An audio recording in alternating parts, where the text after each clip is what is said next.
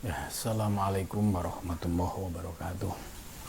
Ila khudrati Nabil Mustafa Rasulillah sallallahu alaihi wasallam balik walihi minal anbiya al mursalin wal awliya wasyuhada wasyolikin wal malaikatul muqarrabin khususan musannif handal kitab Syekhun al-Akbar Muhyiddin Ibn Arabi wa khususan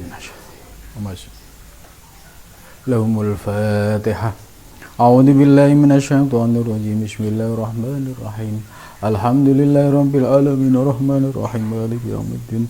Iyyaka na'budu wa iyyaka nasta'in ihdinas siratal mustaqim siratal ladzina an'amta 'alaihim ghairil maghdubi 'alaihim waladdallin.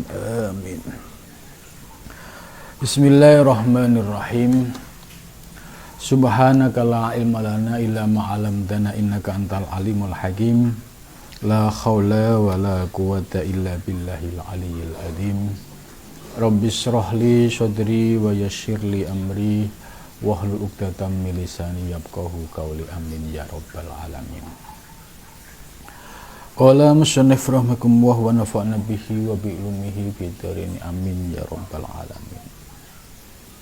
Mas'alatun, ya, kita malam ini membahas kitab Al-Futuhat Al-Makkiyah.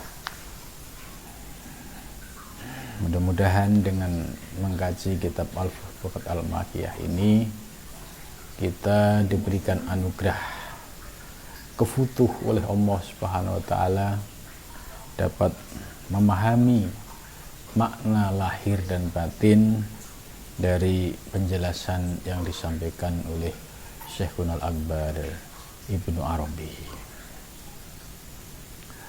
Malam ini kita akan melanjutkan dari kajian Al-Futuhat sebelumnya. Mas'alatun, nah, jadi ini Ibnu Arabi membahas tentang masalah-masalah yang pokok, yang seringkali muncul kontroversi dan seringkali pula disalahpahami bagi orang yang kurang paham gitu, atau bagi orang yang pemahamannya salah gitu. Maka masalah yang akan dibahas malam ini oleh Syekhun al-Akbar Ibnu Arabi, fa'akulu, maka aku berkata, bima a'tahu, ya, bima sesuai dengan sesuatu, a'tahu yang telah memberikan, ya, kepadanya siapa Allah.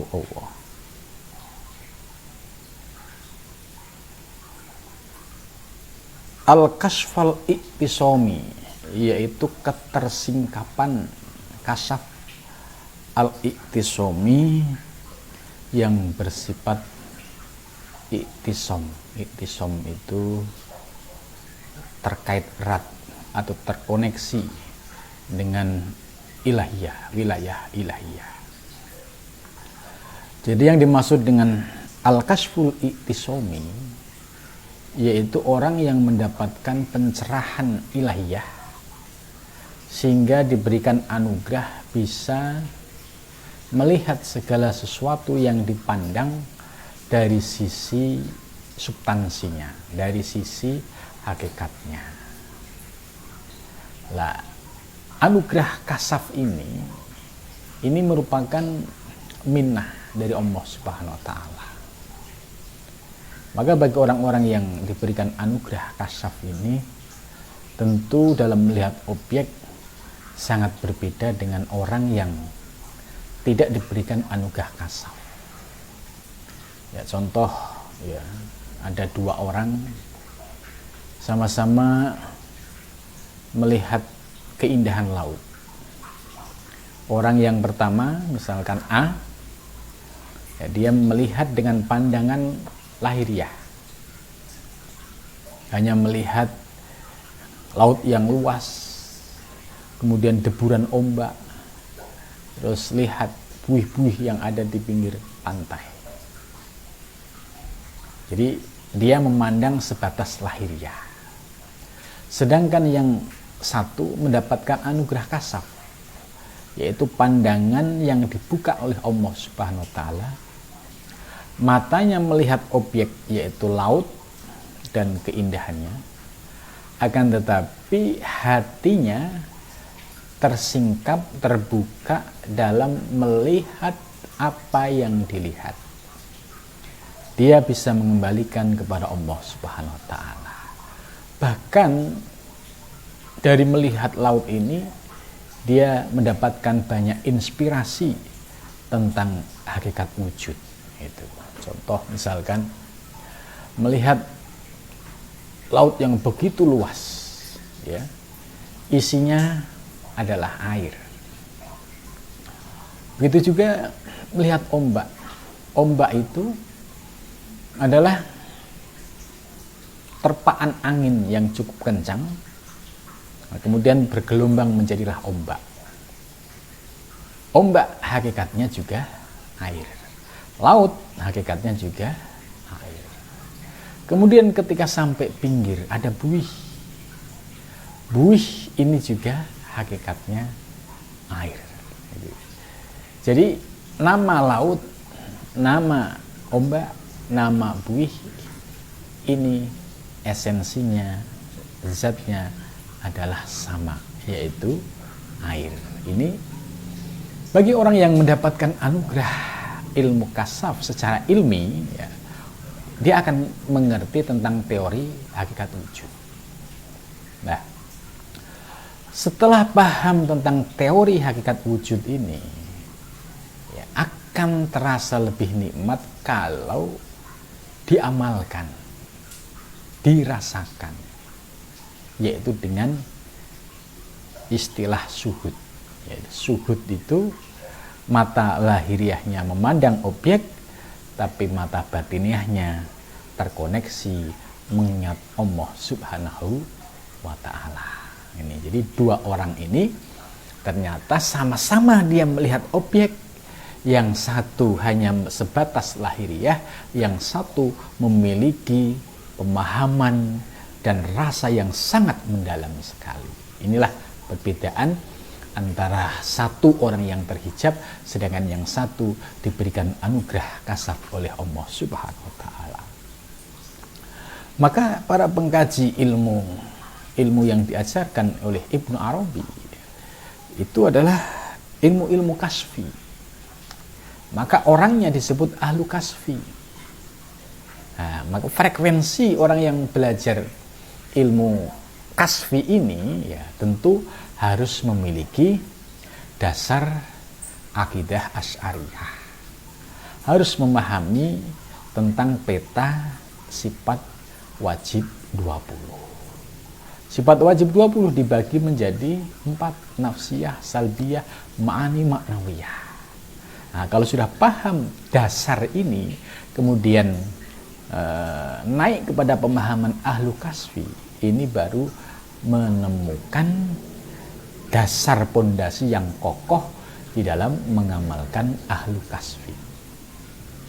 Sebab kalau tidak didasari dengan pondasi yang kokoh akidah Asy'ariyah ini bisa menyebabkan orang yang memahami memiliki penafsiran yang bermacam-macam. Yang seringkali ya dicontohkan itu orang-orang yang memahami ya, hakikat, ya, kemudian hawa nafsunya masih dominan, ya, kemudian apa yang terjadi? Dia melakukan tindakan-tindakan maksiat, kemudian disandarkan kepada Allah Subhanahu wa taala. Nah, penyandaran seperti ini bagian dari ya, salah memahami tentang ilmu hakikat. Jadi pembenaran terhadap perilaku yang dilarang oleh Allah, tapi dia berargumentasi dengan ilmu, ini kan Allah juga. Ya, argumentasi yang seperti inilah yang tidak disetujui atau oleh para sufi, terutama sufi muhaqqiqin. Salah satu ungkapan kasful iktisomi yaitu berkaitan dengan makalah yang berbunyi innallaha kana, ya. Innallaha kana ini sangat populer sekali, bahkan di kitab Al-Hikam juga ada, ya. Innallaha kana wala syai'a ma'ahu, ya. Innallaha, sesungguhnya Allah itu kana, ada. Artinya Allah itu nyata, ada. Jadi ketika kita melihat alam semesta, ya, kita beriktikad innallaha kana, Allah itu ada. Nah, kemudian lanjutannya wala syai'a ma'ahu, akan tetapi wala syai'a, dan tidak ada sesuatu, ya, yang maujud ma'ahu, serta Allah. Jadi tidak, Allah itu ada, Allah itu nyata, akan tetapi tidak ada sesuatu yang menyertai Allah. Kalimah ini memiliki makna yang sangat dalam sekali.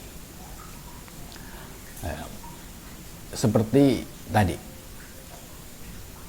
innallaha kana, Allah itu nyata.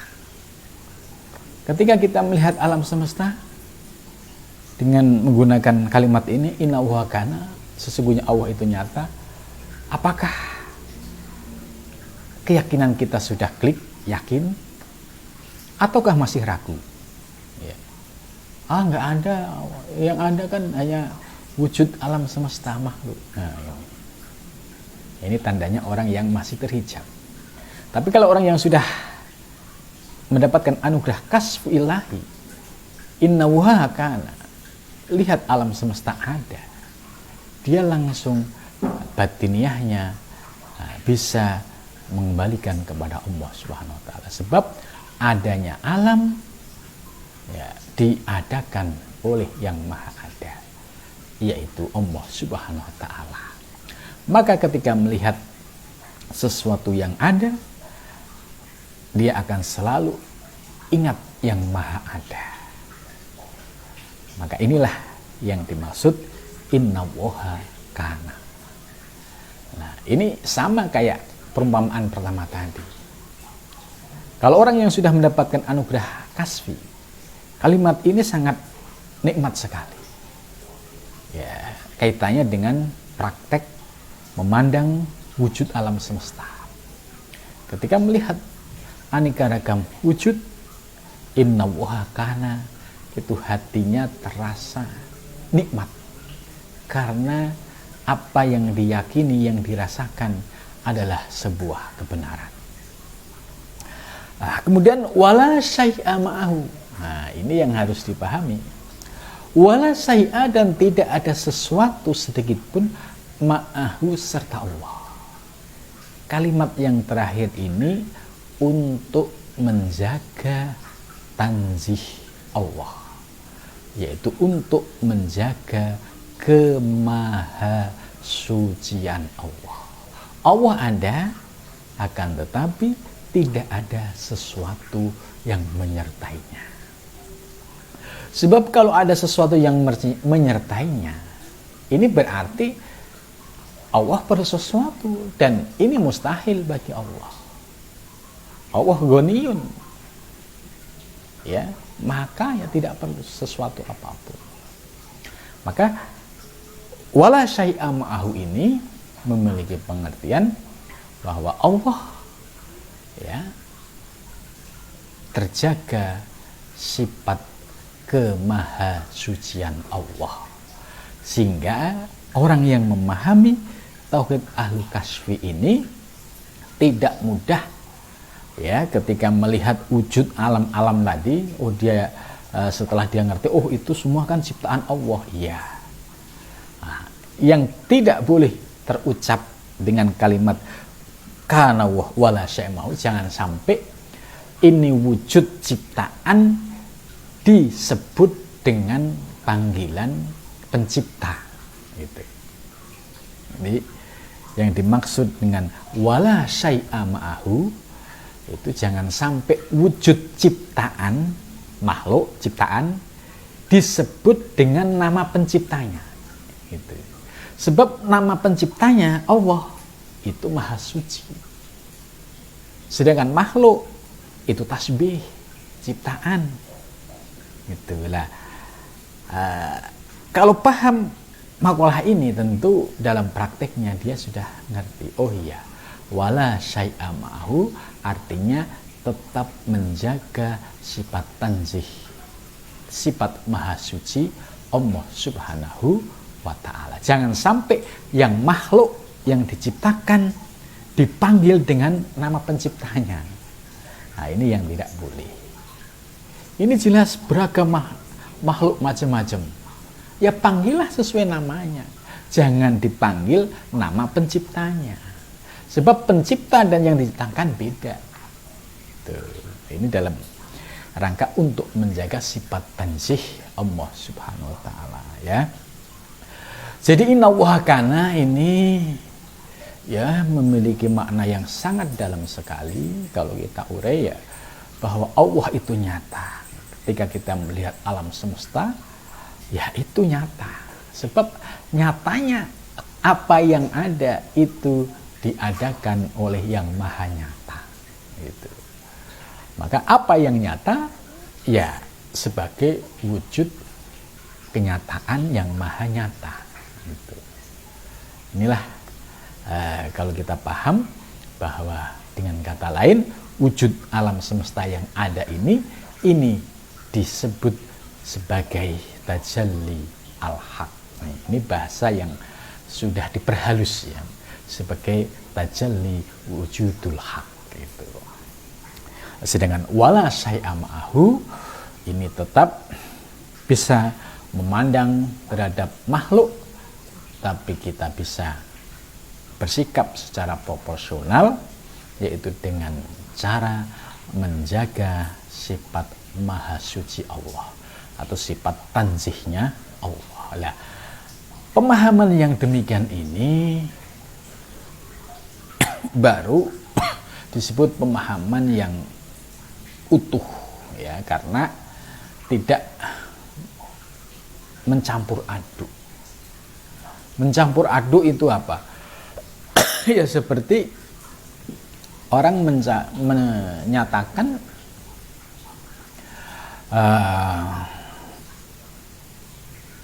beras adalah nasi, nasi adalah beras, gitu.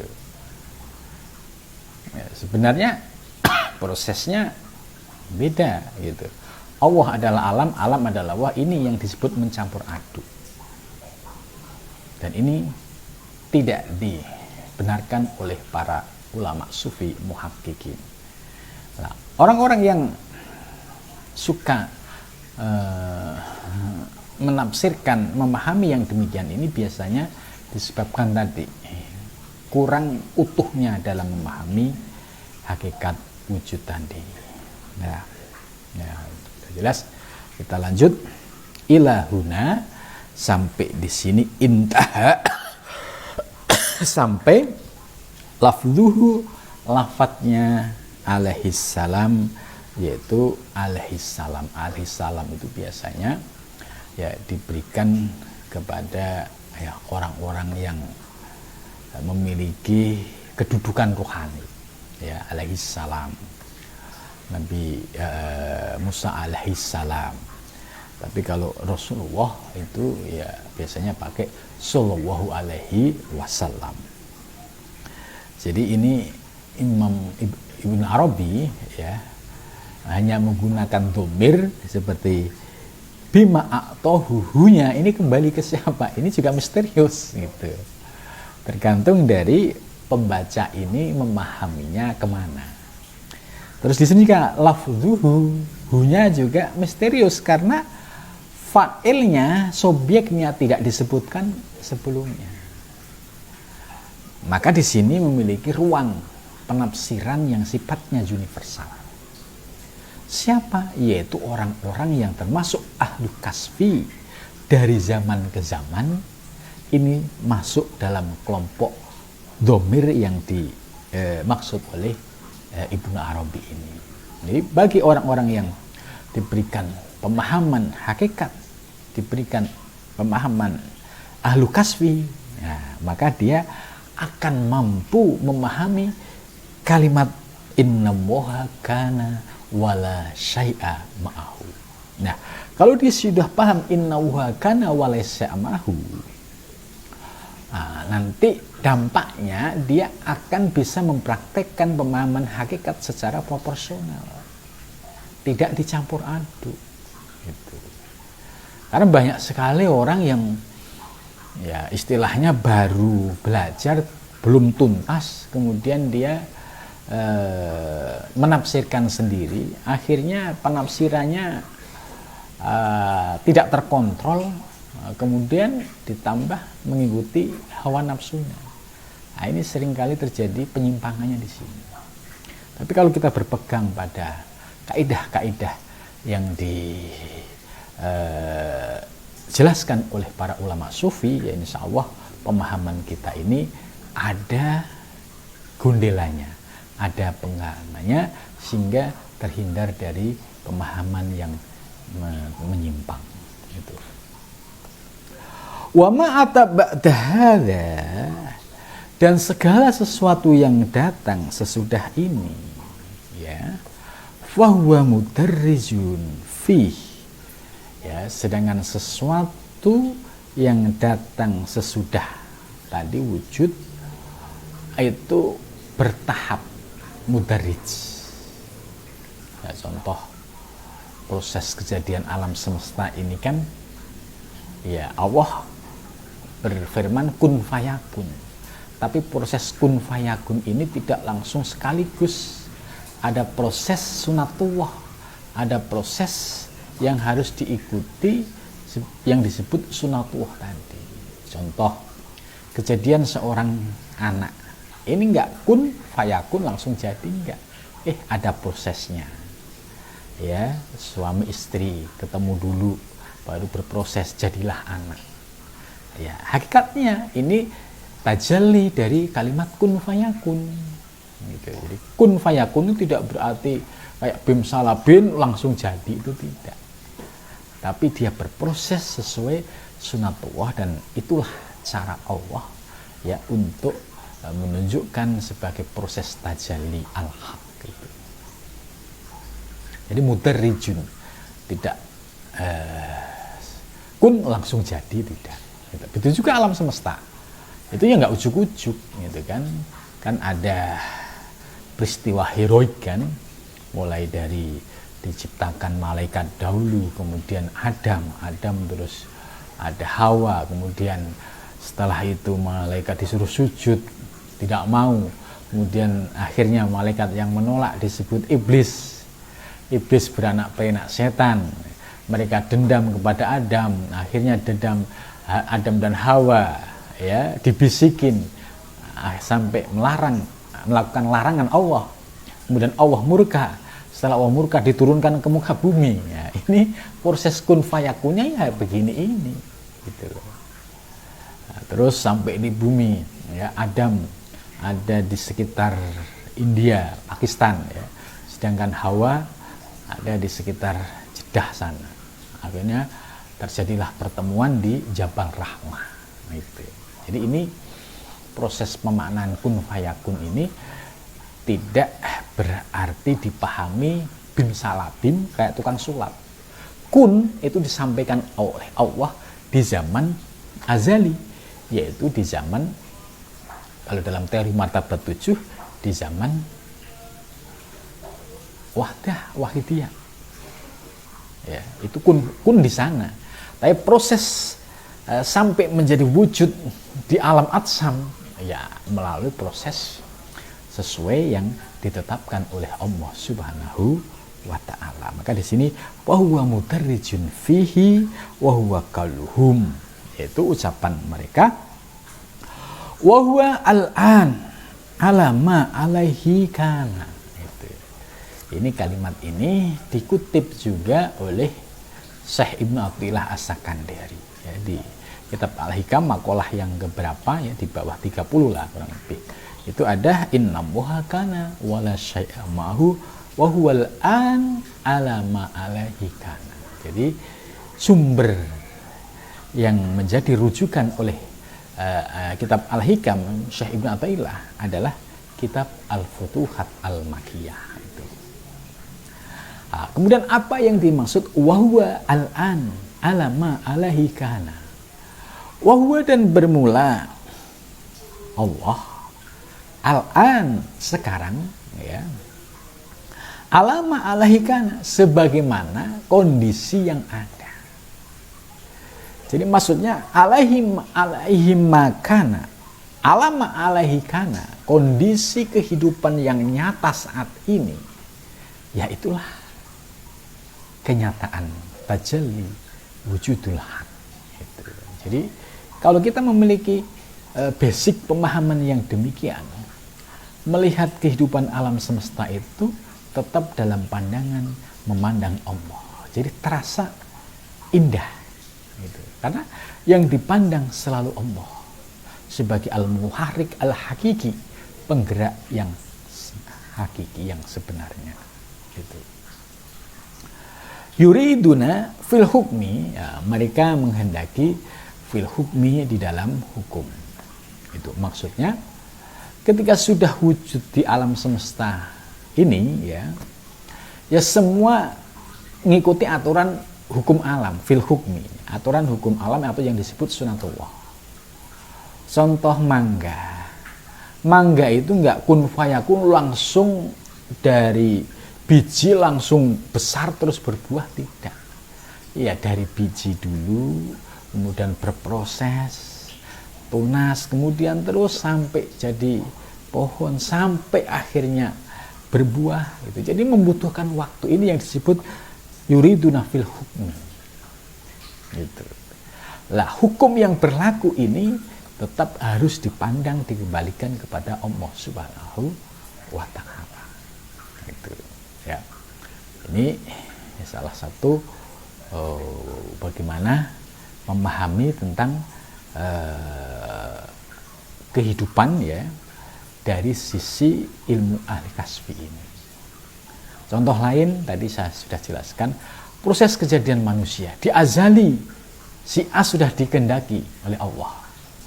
Nah, ternyata proses kejadiannya bapak ibunya ketemu dulu, kenalan dulu, cocok, kemudian menikah. Setelah menikah berproses, istrinya hamil, berproses. Nah, ini namanya fil hukmi, yaitu mengikuti sebuah aturan sunatullah. Gitu. Nah, jangan sampai dalam memahami sunatullah ini bablas menggunakan pendekatan rasional murni. Kalau menggunakan rasional murni, itu nanti Allah hilang. Contohnya begini, proses kejadian manusia, kalau dilihat dari ya ilmu medis kedokteran, ya itu ilmu yang rasional. Kalau sampai tidak ada basic akidah, apalagi basic al-kasfi, maka yang akan terjadi adalah muncul sifat ateisme. Mana Tuhan? Gitu kan? Dia akan menanyakan Tuhan, gitu. Padahal yang memproses proses kehidupan ini adalah Tuhan itu sendiri, gitu. Nah, lalu dia bertanya, mana wujud Tuhan? Gitu. Nah, akhirnya keterusan kebablasan, jadilah ateis. Gitu. Maka penting sekali basic akidah Asy'ariyah itu sangat penting sebagai dasar untuk memahami akidah ahlu kasfi. Maka dengan pandangan yang demikian tadi, melihat kejadian alam semesta dengan hiruk pikuknya, yaitu selalu dikembalikan kepada Allah. Termasuk ya kondisi sekarang ini ya sedang diguncang oleh virus corona yang tidak nampak tapi nyata sekali dampaknya. Banyak sudah korban yang berjatuhan. Nah, contoh. Nah, dalam melihat corona ini secara pandangan tauhid ya harus dipandang, dikembalikan kepada Allah Subhanahu wa Ta'ala. Maka kalau kita sudah punya basic bahwa itu Allah yang menciptakan, maka kita akan minta perlindungan kepada Allah. ya Allah, lindungilah kami ya Allah, berilah keselamatan kami dan keluarga kami ya Allah. Jadi muncul kesadaran, muncul penyadaran, dan muncul tawakal kepada Allah Subhanahu wa Ta'ala. Jadi akhirnya tidak galau. Kalau orang yang tidak memiliki dasar keimanan seperti ini, itu mudah galau. Nanti bagaimana gitu. Tapi kalau orang yang sudah punya akidah yang kuat, yang kokoh, didasari dengan al-kasbu tadi, melihat gejolak dinamika kehidupan ini selalu bisa mengembalikan kepada Allah Subhanahu wa Ta'ala, sehingga ada ketenangan, sehingga ada ketentraman di dalam dirinya. Fal'an ya, wa kan amroni. Fal'an yang dimaksud dengan al-an sekarang ya. Wa kana dan ada amroni, dua perkara, aidani yang keduanya kembali alaina kepada kita. Jadi berbicara waktu sekarang itu ada dua perkara yang kembali kepada diri kita. Idbina zuharo wa amsalihima wa qatin tafat al munasabah wal maqul alaih kana wahu wala syai'a ma'ahu. Jadi wakana amroni aidani alaina. Idbina karena dengan kita doharo ya. Doharo keduanya menjadi nyata. Wa amsalahuma dan contoh-contoh yang lain. Wakotin tafat dan telah sepi al munasabah, penyadaran tadi ya terhadap makalah kana wahu wala syai'a ma'ahu innama huwa al-uluhah. Nah, ini yang dimaksud bahwa penyandaran terkait dengan kana wahu wala syai'a ma'ahu ini terkait dengan persoalan uluhah. Uluhah itu yaitu persoalan ketuhanan. Jadi maksudnya sifat-sifat ketuhanan itu milik Allah yang maha suci, dan harus dijaga kemahasucian Allah. Jangan sampai kemahasucian Allah ini disalahpahami kemudian dicampur aduk dengan wujud makhluk yang akhirnya merendahkan wujud Allah.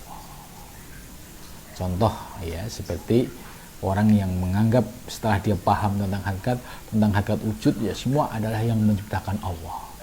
Tapi ketika melihat wujud ini dia salah memahami, ini kan Allah juga, ini kan Allah juga. Lah, ucapan seperti ini yang tidak diperbolehkan. Ya. Ini yang tidak diperbolehkan karena harus menjaga sifat uluhiyah, sifat ketuhanan yang maha suci. Ya. Sekalipun wujud alam ini kalau ditarik ya secara hakikatnya kembali kepada Allah, iya. Tapi ketika sudah berupa wujud, ini harus bisa menjaga sifat uluhiyah, sifat ketuhanan Allah Subhanahu wa Ta'ala yang memiliki sifat maha suci. Ini harus dijaga sehingga tidak tercampur aduk dengan makhluk. Nah, kalau ada orang yang memahami campur aduk ini adalah salah dan bertentangan dengan ayat Al-Quran yang berbunyi ya, wadarul ladzina yulkhiduna fi asma'ihi. Tinggalkan ya orang-orang yang mencampur aduk dalam memahami ketuhanan fi asma'ihi, dalam menyebut nama-nama Allah. Ya, kalau kita proporsional, makhluk ya makhluk, Tuhan ya Tuhan. Maka Syekh Abdul Rauf As-Singkili ya, beliau dalam mukadimah kitabnya itu menyebutkan ya al-amdu ya amdun, hamba ya hamba, warobbu ya robbun. Itu ini dalam rangka untuk menjaga kemahasucian Allah Subhanahu wa Ta'ala. Jadi al-ulah la zat, tidak pada zat. Wa kullu hukmin, dan setiap hukum yasbutu yang tetap fi babil ilmil ilahi, pada bab ilmu ketuhanan, lidzati kepada zat, innama huwa lil uluhiyah. Itu. Jadi setiap hukum yang tetap di dalam ilmu ketuhanan, ya, kepada itu sesungguhnya lil uluhiyati, terkait dengan sifat-sifat uluhiyah. Ya, wa ya ahkamun wa idhofatin wa sulubin. Ya. Ahkamun wa idhofatun wa sulubin. Fal kasroh fin nasabi la fil ain. Gitu.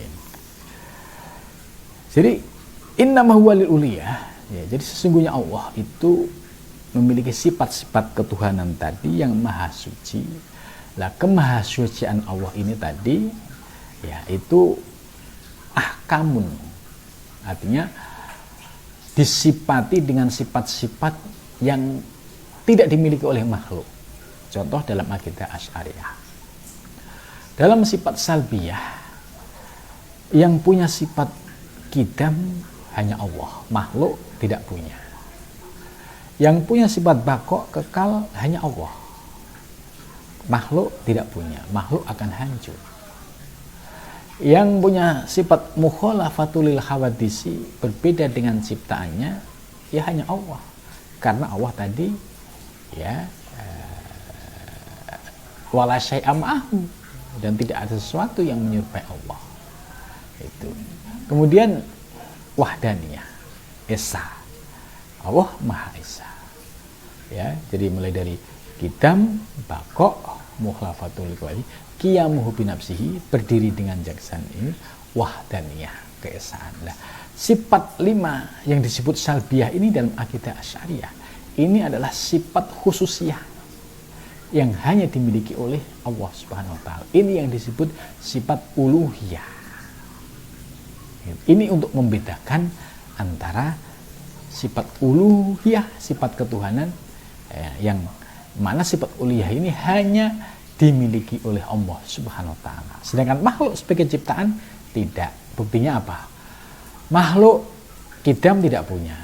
Karena makhluk, ya, wujudnya terdeteksi.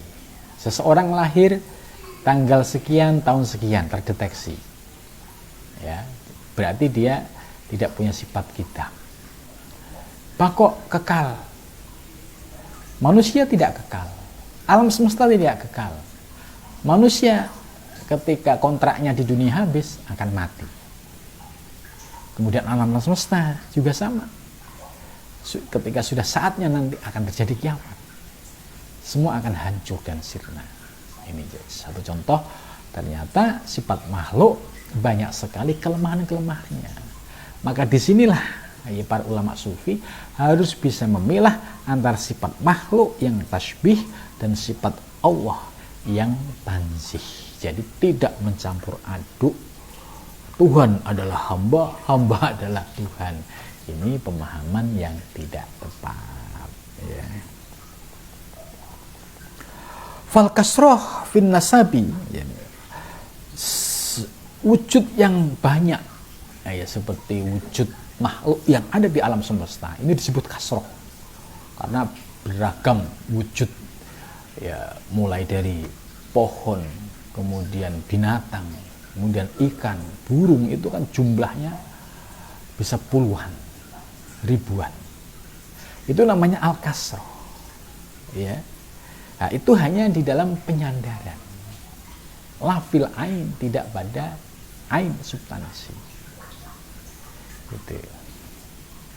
Jadi ini misalkan ada wujud makhluk ini, ya, itu adalah penisbatan, ya. Wa huna zalat aqdamu man syarraka baina man yaqbalu tasbih wa baina man la yaqbaluhu inda kalamin fis sifah. Wa huna di sini zalat itu kepleset. Aqdamu man, kaki orang, syarraka yang menyekutukan, gitu. Baina man yaqbalu tasbih, antara orang yang menerima tasbih, wa baina man la yaqbalu, dan antara orang yang tidak menerima. Jadi maksudnya orang yang memiliki pemahaman bahwa Allah adalah makhluk, makhluk adalah Allah, ini adalah orang yang terpleset. Sebab apa? Sebab Allah yang memiliki sifat yang maha suci, yang harus dijaga sifat kemahasuciannya, yaitu yang disebut tanzih tadi, ini jangan sampai ya dicampur aduk dengan makhluk yang memiliki sifat-sifat kehambaan. Maka kalau ada orang yang mencampur begini, ini adalah pemahamannya sudah tergelincir. Wahuna zalat akdamu man syarroka. Gitu. Jadi pemahaman yang demikian itu sudah tergelincir pada pemahaman yang mulai bengkok, menyimpang. Gitu. Akhirnya ya tadi kesimpulan Allah adalah alam lawa. Ini salah. Para ulama sufi, Ibnu Arabi menjelaskan tidak boleh pemahaman yang seperti itu, ya.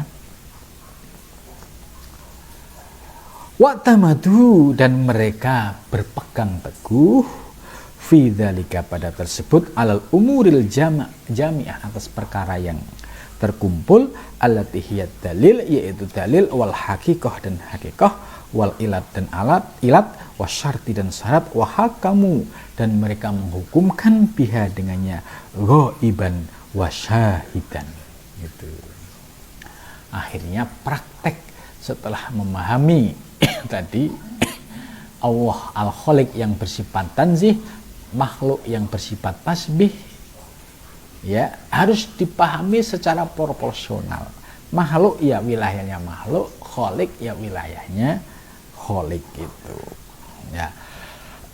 Akan tetapi dalam melihat makhluk, ya dalam melihat makhluk jangan sampai lepas dari pandangan ilahiyah.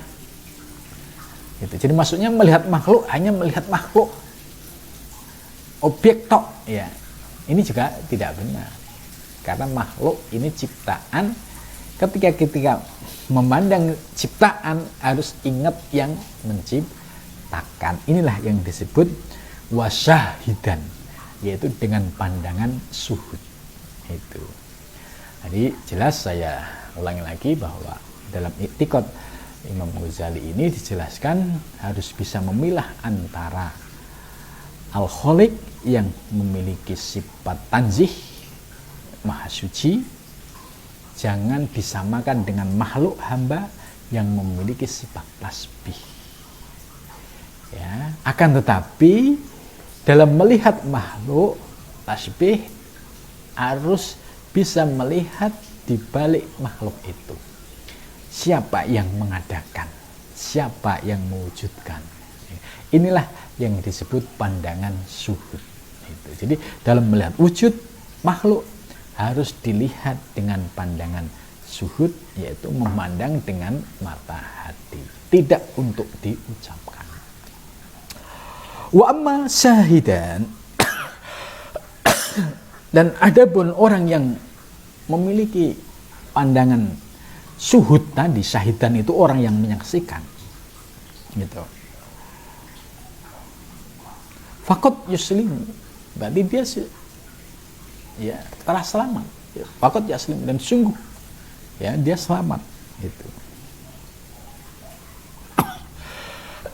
Jadi orang yang memahami tadi, ini Khaliq, ini makhluk, ini Khaliq mempunyai sifat tanzih, makhluk mempunyai sifat tasbih, ya. Dalam melihat objek makhluk ini kalau dipandang dengan suhud, yaitu memandang bahwa adanya wujud makhluk ini, itu yang mengadakan, yang menciptakan adalah Allah Subhanahu wa Ta'ala.